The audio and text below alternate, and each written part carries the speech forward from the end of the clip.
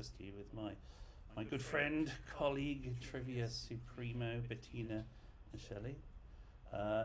She writes trivia questions, and she came to me with an interesting proposition, which was to do something like a podcast together. This is not quite a podcast, I know. It's a pilot for something, I guess. But anyway, yeah. So, Bettina, do you want to explain what the basic idea of this is, or do you want me to? Up to you.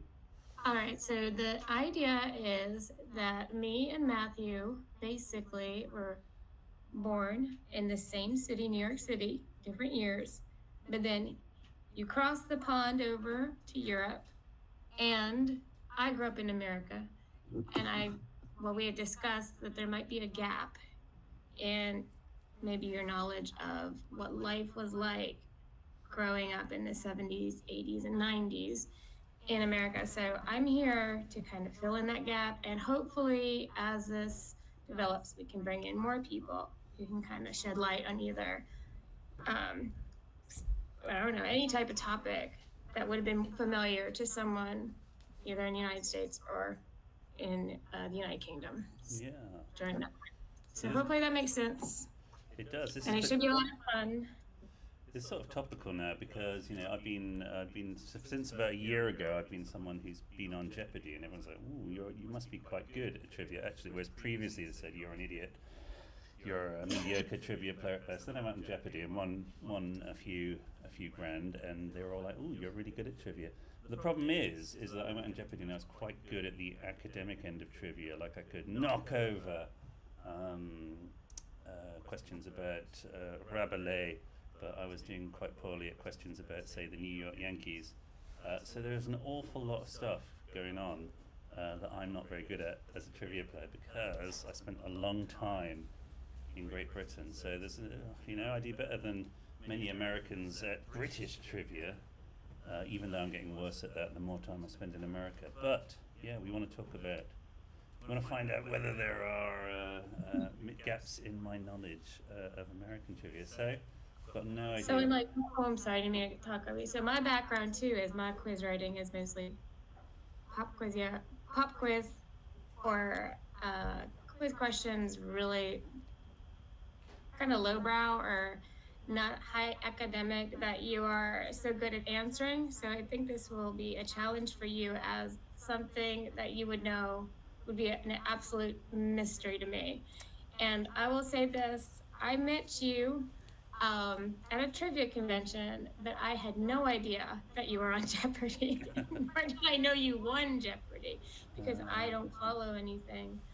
I don't follow any games. So was that before my episodes had actually aired? It might have been. So it was all sort of a slight secret. I do remember you giving me a Facebook friend request, and I had asked somebody who you were, and they were like, "He's like the smartest man you'll ever meet." And I was like, I think I talked to him about pot noodles and You shouldn't have asked a drunk person about me because it's never. I'm well, quite good at crosswords, though. Turned out when you met me, I hadn't won any times crossword competitions, and now I have won one. And yeah, I don't do I'm hotly tipped to not win anymore, but to at least die trying. So my dog and I won perfect attendance at obedience school one time.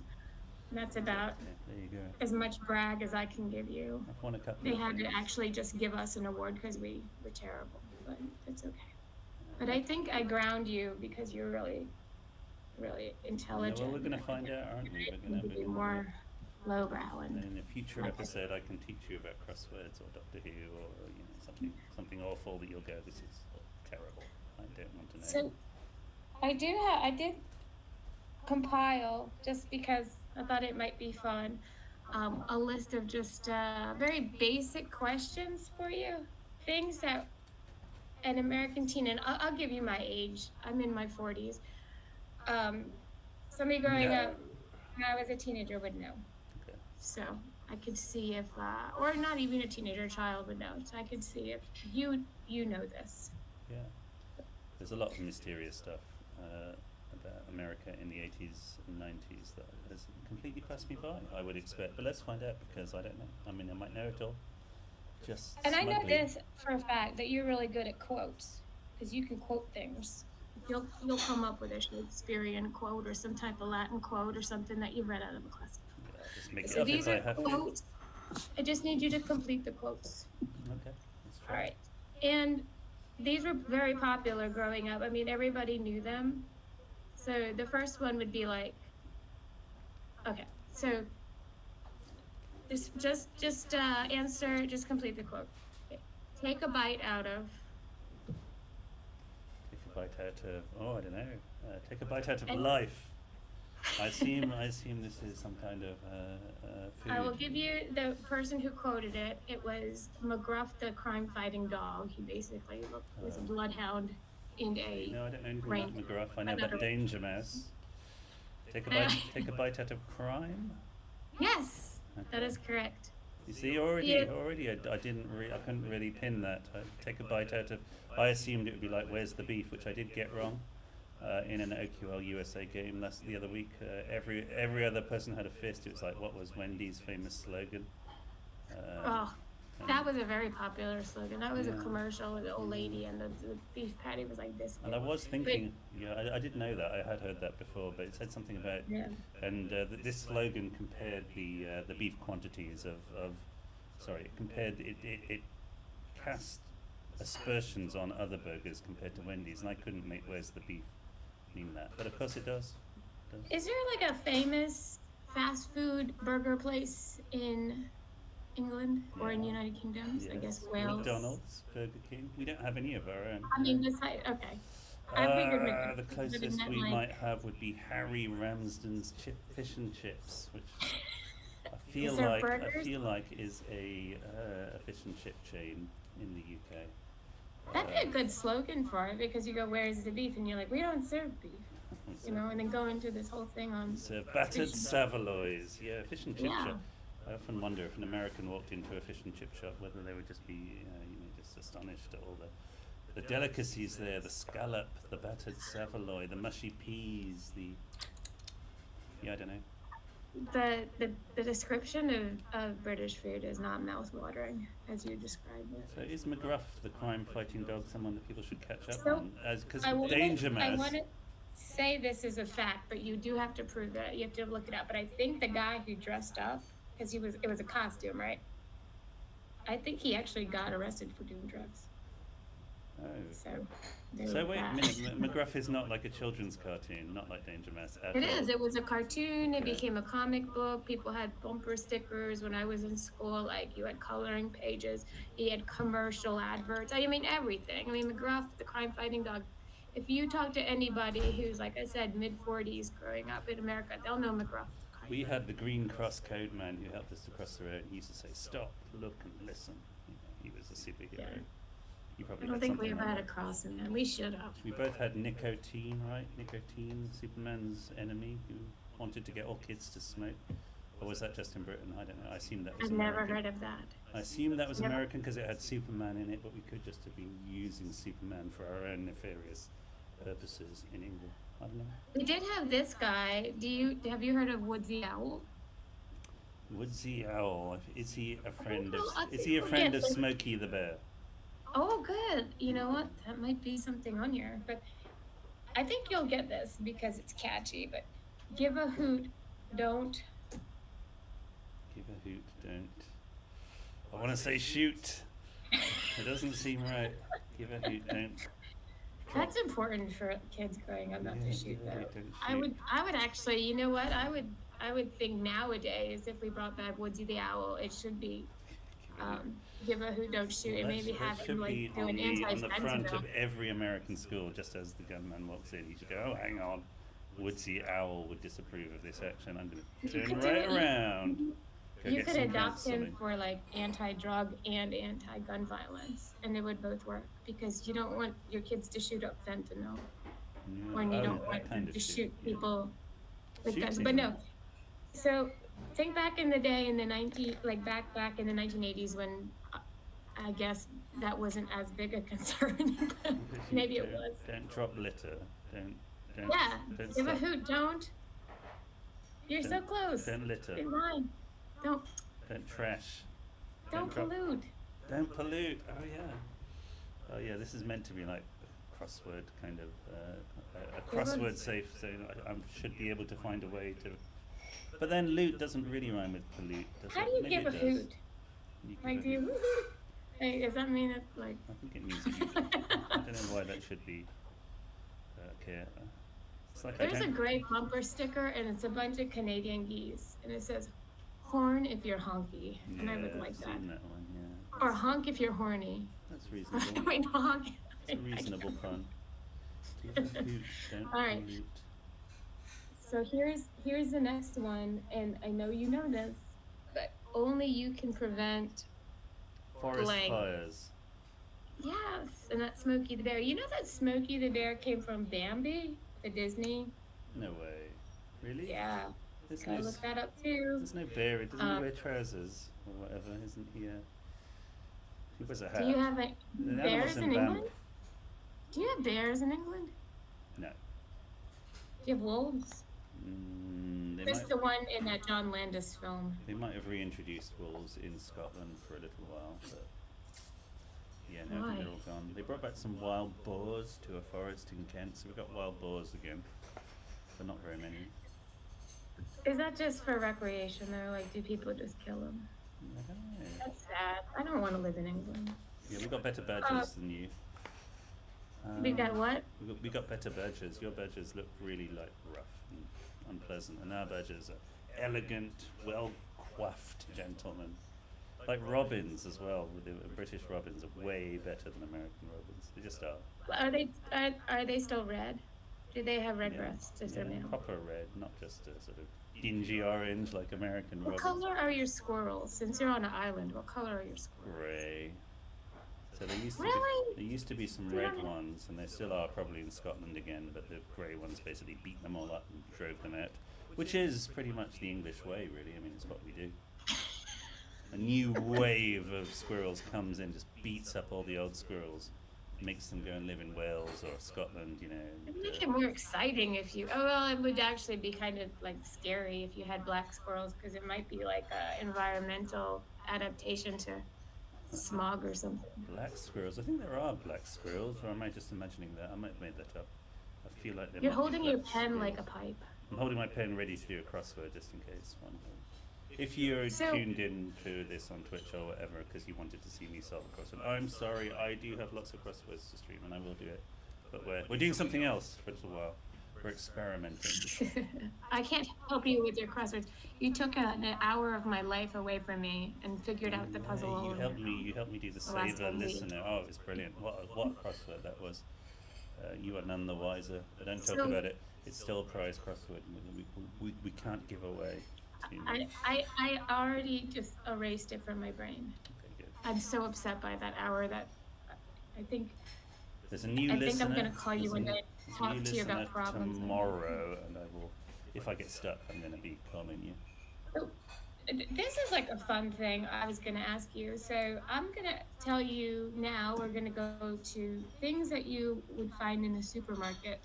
Okay, I'm gonna tell you basically the product. You tell me what it is. Okay. How about that? Fun. How about that? Because Okay. I know you would probably say, "Oh, you can find it in the grocery store." That's the point. All right. What if I said sea breeze? Sea breeze. Feels like Feebreeze, which is some kind of laundry detergent or softener.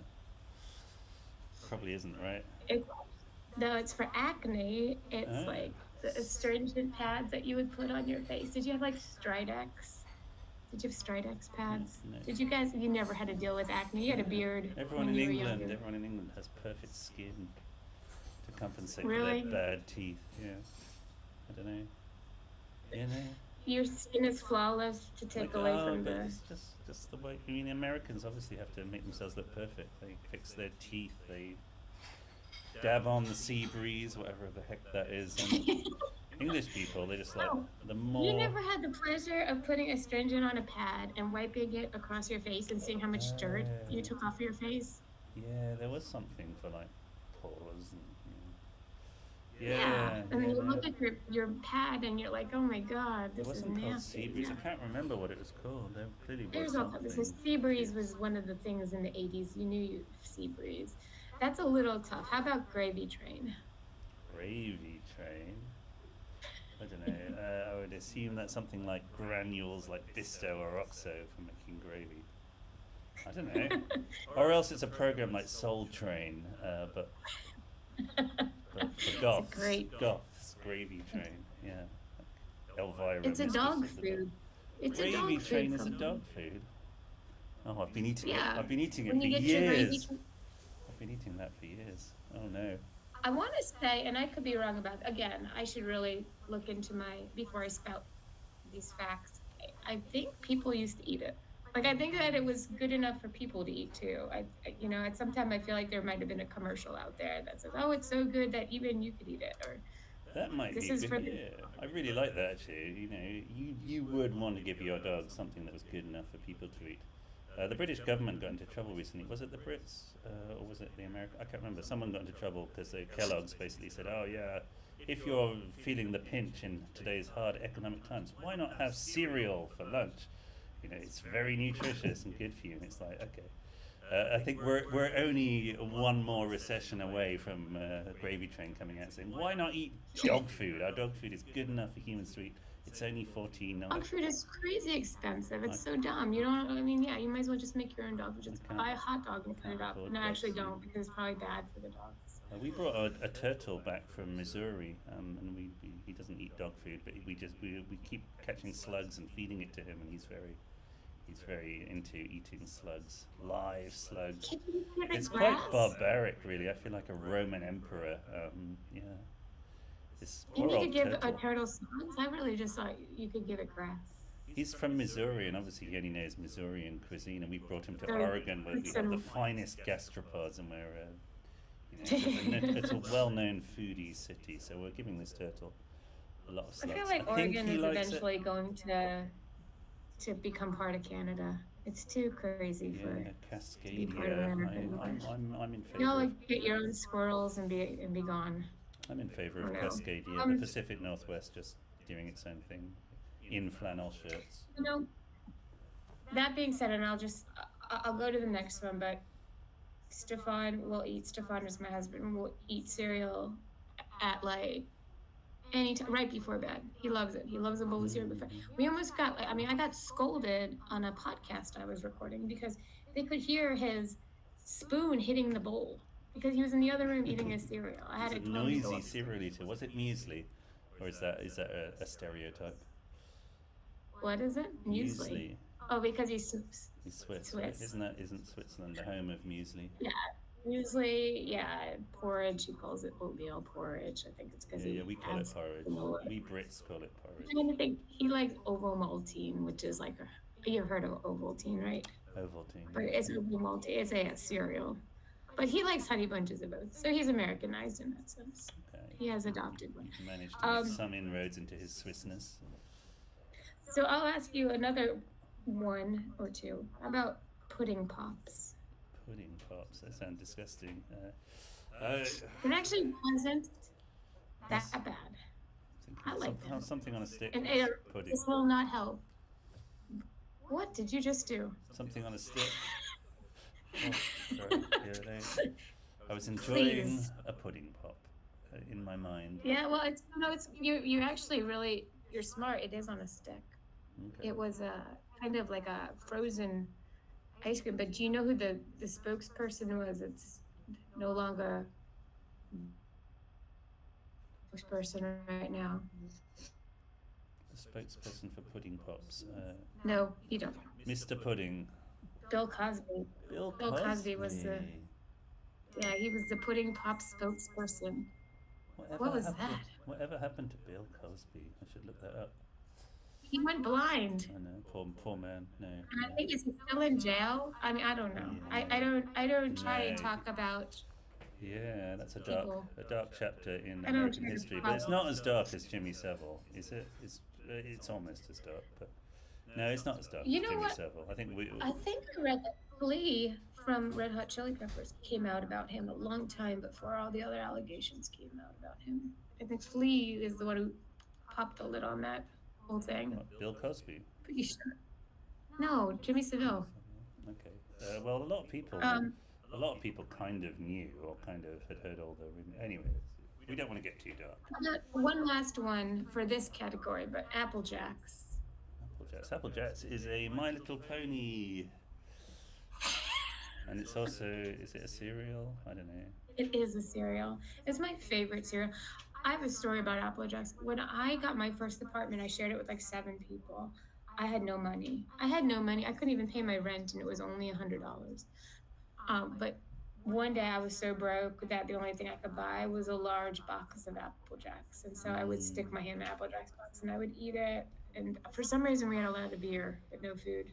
Well, We like literally survived off of like one of the roommates worked at a pizza place. We got old pizza, beer, and Apple Jacks.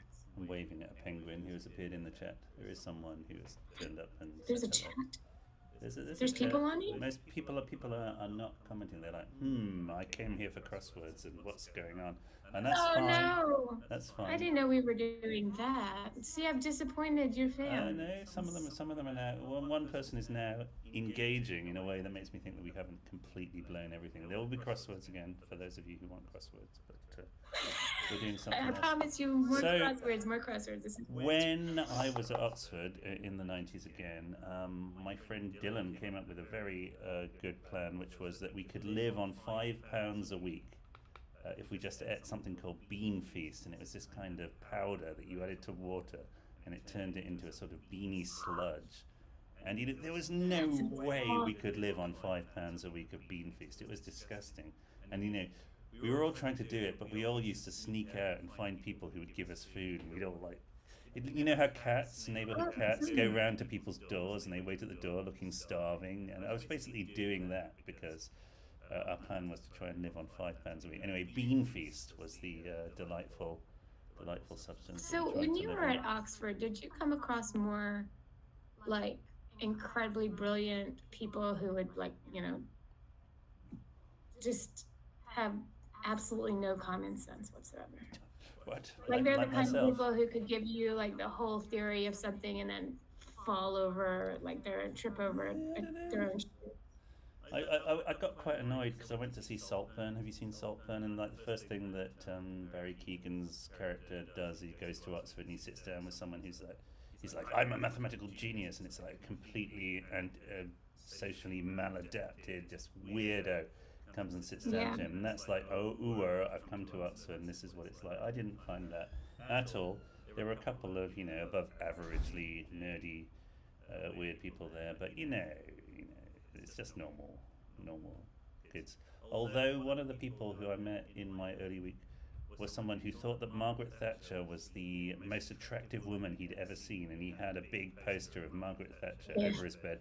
So now I think back on it, there were some pretty, it's obviously, a lot of people at Oxford come from wealthier backgrounds than my own. They're probably quite right-wing, quite conservative, and I mean, finding Margaret Thatcher and her, wanting Margaret Thatcher to dominatrix you is kind of a weird thing that I expect I would not have found quite so much of if I'd gone to, say, Nottingham University or a sensible party university in the UK. I feel like, honestly, I attract those people to me. I feel like I have a halo, or some type of magnetism where the crazier or weirder you are, but the more normal you look, the more adaptable you look. I know so many of those people, like, you don't look as crazy as you really are, that kind of thing. It's like once you start talking to them or realize what they're saying, you're like, wait, what? I love that, though. I love that. I'd rather... One thing that I'll say about myself is that I have a tolerance for people who are just a bit too brash and loud and awful than other people, so I tend to make friends with those people. There's some people who are like, I don't like him, he's always like, he's crazy, he's a wild man, and whenever one of those people sort of turns up into my life, if they are friendly, I usually make friends with them, and other people are like, oh god, that guy is so annoying, hurts my head, and I'm like, no, it's fine, I like him. You're just a nice guy. Yeah, I am quite nice. You're a nice guy.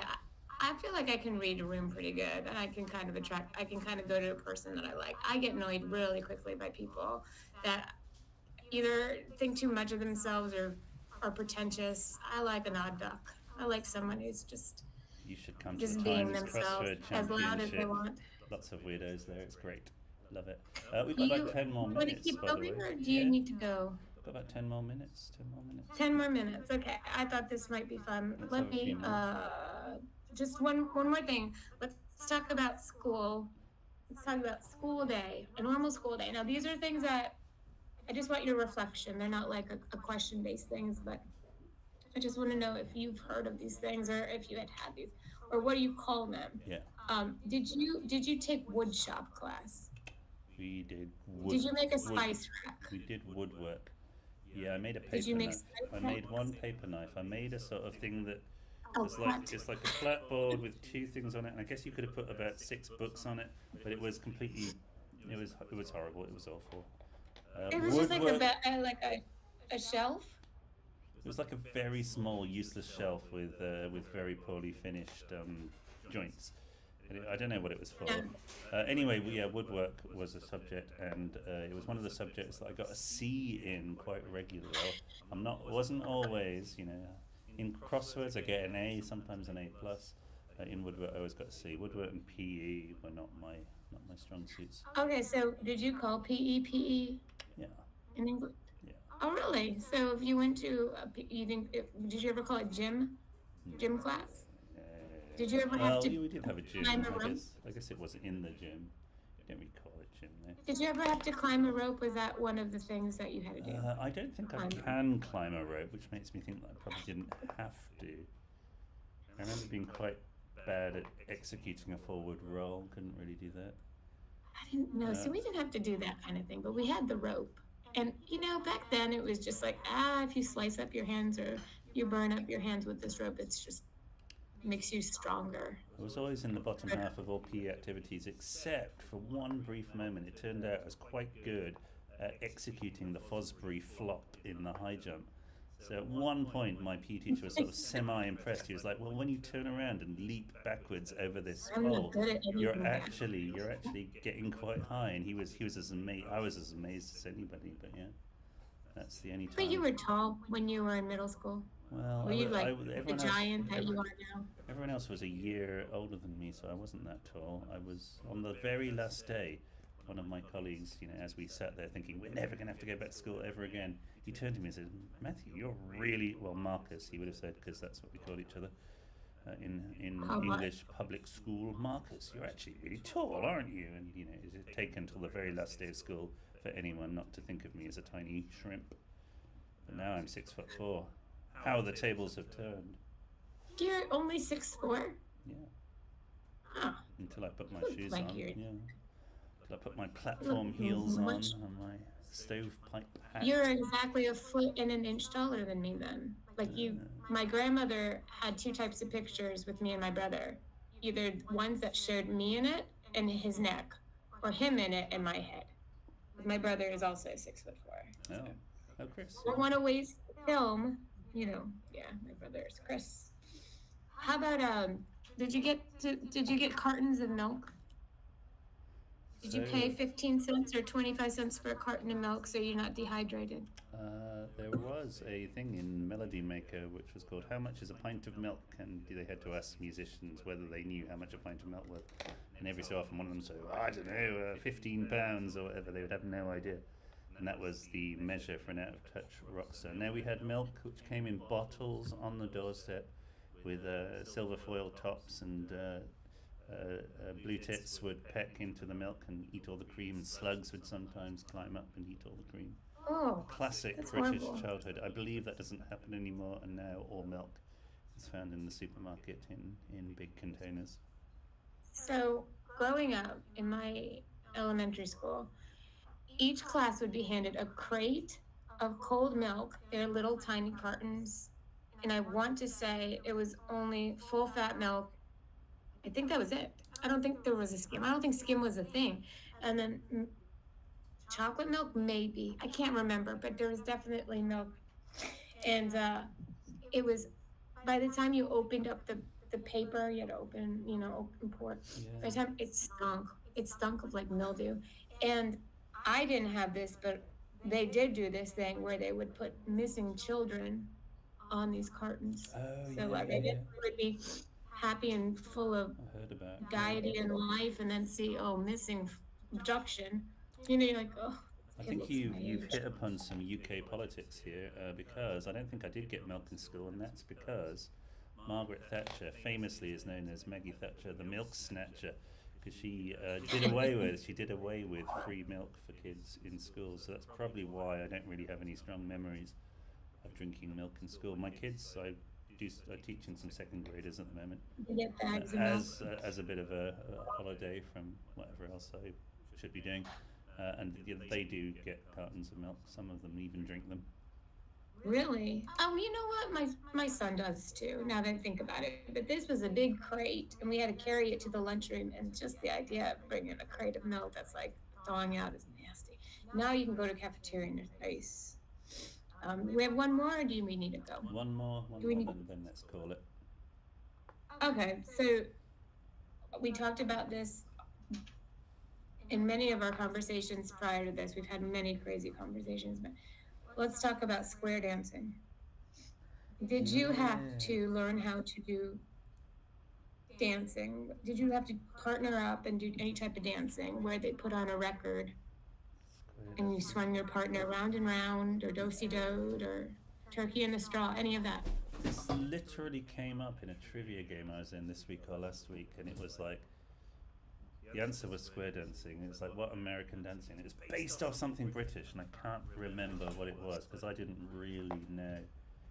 I think I would have said line dancing as the answer, which is sort of the right idea, just in a different dimension. It's one dimension instead of two dimension.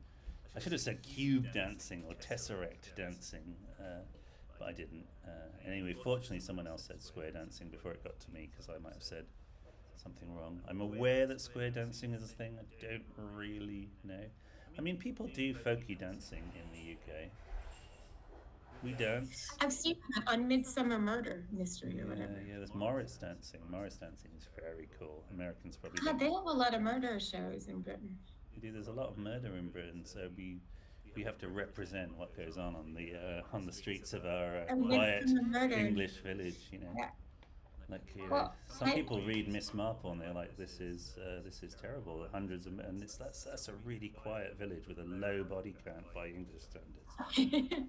That's like that. I'm telling you, that show, Midsummer Murder. Is that called Midsummer Murder? Midsummer Murders. That's been on forever. Tom Barnaby. Yeah, I've never actually watched an episode. Midsummer Murder. It takes place in a very small town, but like 30 years later, every single week they have a murder. I hadn't. They just need to stop. They just need to evacuate the town. That was the first question that was given to me on Eggheads when I went on it. And it was about Tom Barnaby, and it was like I was not aware who he was, but I was like, oh, it was multiple choice, so I eliminated everyone else, and it kind of worked out. But yeah, I did not do very well on that show. That's why I got into trivia, actually, because I went on that show and I looked like an idiot. I don't know what Eggheads is. I have to Google that. What is what? Shall I Google it? What is? Eggheads? Eggheads, yeah. It's I've the never heard of equivalent that. of the US show Masterminds, which confusingly is nothing like the British show Mastermind. The US show Masterminds is like the British show Eggheads. Never seen Masterminds either. I'm sorry. I've played Mastermind, the game with the little balls. Yeah, You the have to get code-breaking game. stickers. That comes up all the time in British trivia. You can be guaranteed once a season a Guess Who question paired with either Mastermind or Operation, or Connect Four. Oh, really? That much? Yeah. For some reason, they're Let 'em obsessed. know. They're really obsessed with Guess Who. You will always get a question about Guess Who, like once a season in any given trivia. American. or Yes, British. who? I don't think the Indian. Oh, is that where trivia- you have people? You have Yeah. an array of people, and you're like, does this one have brown hair? That one? And it's very interesting playing it with children because they always do things like, is it a girl with glasses and a big nose? And you're like, no, that's not how you play Guess Who. You say, is it a girl, and eliminate 50%. Come on. And you can make them cry quite quickly. Or you could be like my kids and just point to one and be like, is this it? No. Yeah. Is this it? No. Or then usually they get it right, and it's like, wow. It's like they have some type of, I don't know what that's called. ESP? Well, this has been delightful, if quite surprising Has for the it people been? who tuned in hoping for crosswords. Sorry Have we about that. disappointed many crossword We might have done, enthusiasts but you with know, our we banter? might get a different following. I mark this differently. You know, people had no reason to tune in expecting crosswords. But yeah, I should head off Next though because time, I do have trivia in a minute or I two. know, I know, real highbrow trivia as opposed Yeah, to well, thank you square so much. dancing and Apple Jackson It certainly pudding was a lot of pops. fun, and yeah, Let's it's going to help let's me hope some of this helps you with your learned league and trivias and all that see good stuff. But breeze. yeah, let me know how your friends and crossword enthusiasts like this, and have a good trivia match. Yeah, thank you. I will see you next week, And say maybe. hi to all your clouder cats over there. I will.